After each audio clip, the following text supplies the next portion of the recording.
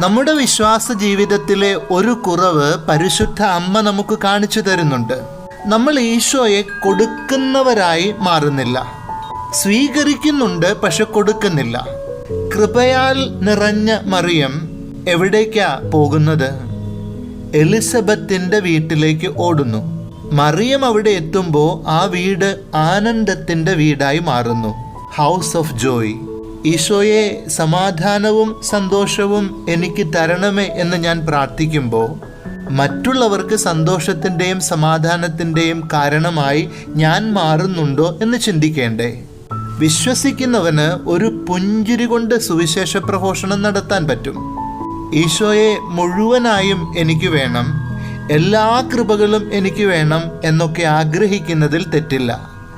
പക്ഷെ അത് സാധ്യമാകണമെങ്കിൽ ഞാൻ എലിസബത്തിൻ്റെ വീട്ടിലേക്ക് എത്തണം. മറിയം സ്തോത്രഗീതം പാടുന്നത് എവിടെ വെച്ചാണ്? എലിസബത്തിൻ്റെ വീട്ടിൽ.